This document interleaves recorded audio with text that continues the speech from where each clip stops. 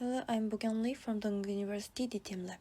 The paper I will review is Development of a Maturity Model for Technology Intelligence.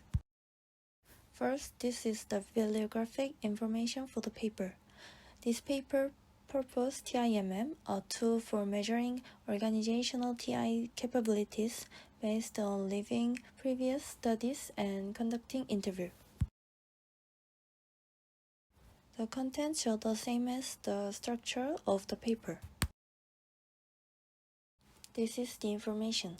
As the world evolved rapidly, organizational capabilities responding to volatile business environments become increasingly significant. Researchers have considered that the swift adoption of an organization's technological strategy is key to leading globalized market competition. But despite valuable contribution of extant studies, methods for measuring TI are still lacking in both academia and industries. Hence, this research aims to develop a way of measuring TI to fill this research gap. Although there are various methods for measuring organizational capabilities, this study applies the maturity model. Next is the background. Research on TI has been conducted in the following three research streams. The first research stream focused on providing managerial implication to decision makers by studying TI concept and process or conducting industrial case studies. This research stream primarily aims to explain TI management at the corporate level. The second research stream captions or identify technological change based on data. This type of research stands out more than other research streams due to the diversity of information sources. These information sources are categorized into external data source and internal data source. The third research stream focused on developing and proposing toolkits that help companies reduce barriers to applying TI. Unlike the second research stream, which focused on quantitative analysis, the third research stream suggests a participatory process for collecting distributed knowledge within organizations. It organized and refined information on technological change obtained from internal employees. Extant scholars have shown that TI activities are essential for surviving uncertain and unforeseen business environments. However, studies that measure TI capabilities or evaluate the quality of TI activities are still lacking in both academia and industry. If a company does not know its current TI capability level, it cannot find the right direction to enhance its TI capabilities. Next is the mature model. is a model that reflects the speculation of how organizational capabilities are developed in a stage-by-stage manner, along with an anticipate and logical maturation path. No studies suggest an for TI despite the extensive research focusing on for business intelligence since the early 2000s.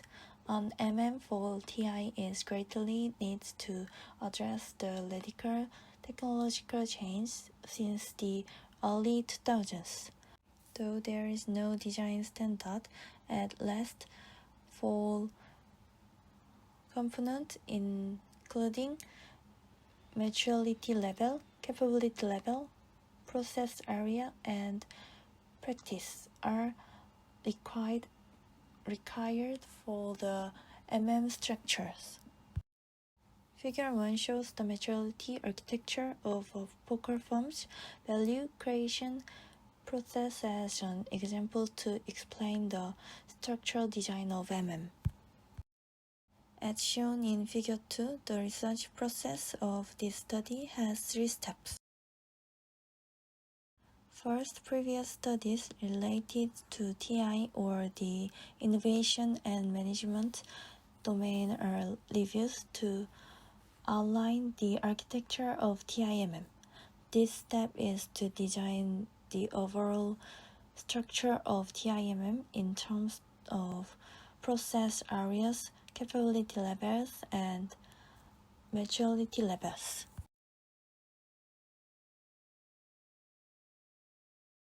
The second step is to conduct semi-struct interviews based on the TIMM architecture derived from the first step to concretize the TIMM.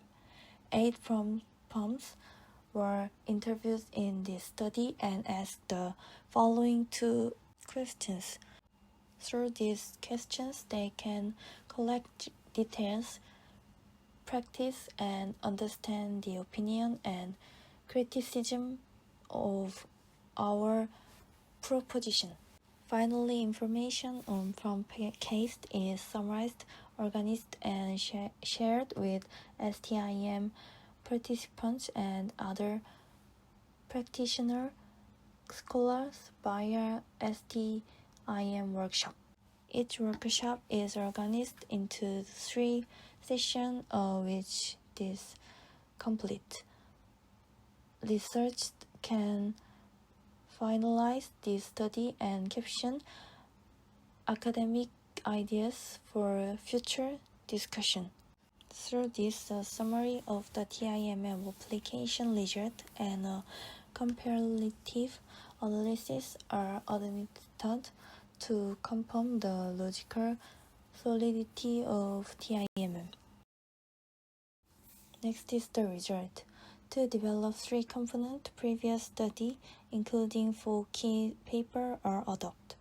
The majority level for TIMM are established with some conceptual borrowing and merging between ISO, IEC, and Lichtenthaler as shown in Figure 4. Each majority level for the TIMM design is described in Table 3.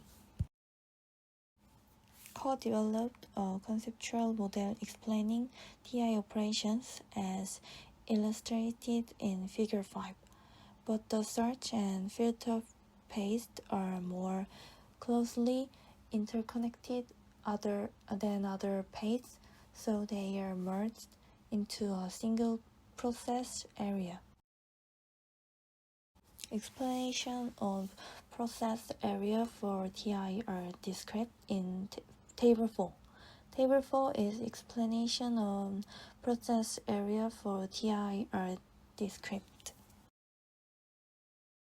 The capability level for measuring each of the process area are constructed based on the seminar work of Crossan.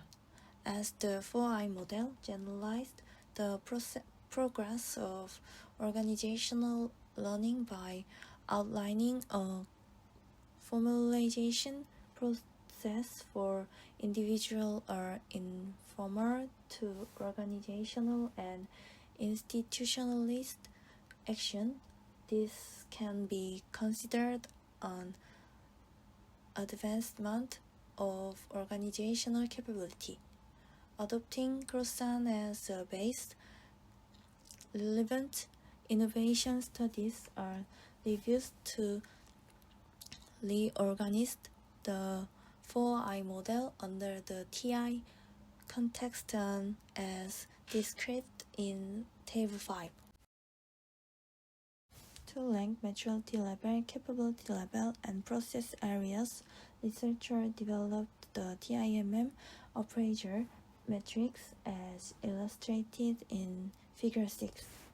This appraisal concept is adopted from ISO IEC and the appraisal benchmark for firms maturity level is based on the ratio of process areas capability level achievement, while the appraisal matrix for TIMM is yet a naive and quantitative benchmark tool for determining a firm's TI maturity level.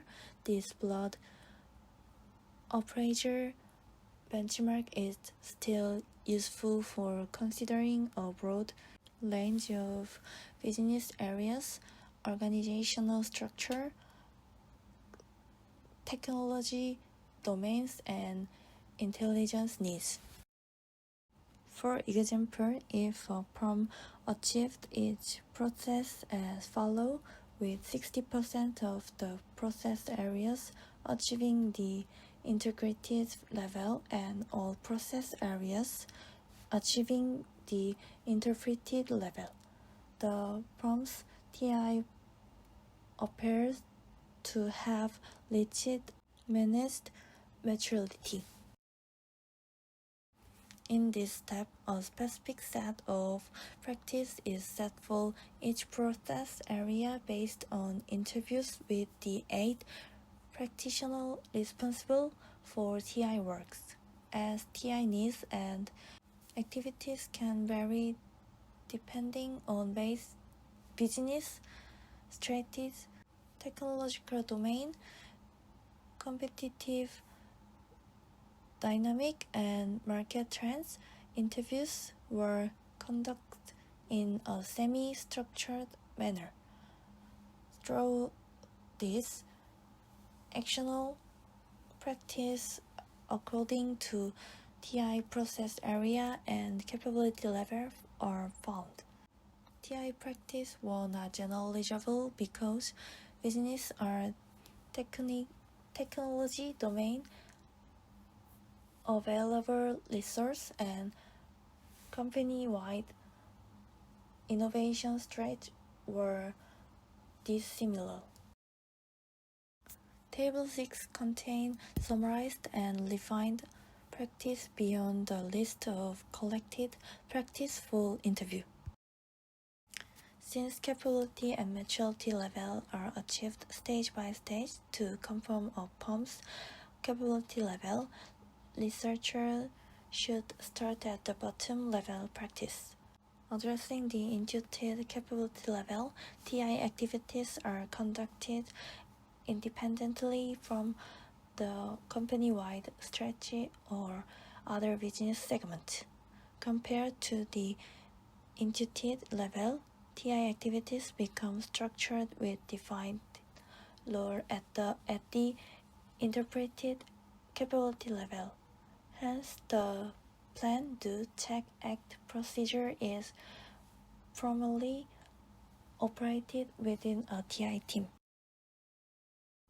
Unlike the intuitive and interpreted levels, TI activities become systemized enough to communicate with other firms' functions at the integrated capability level.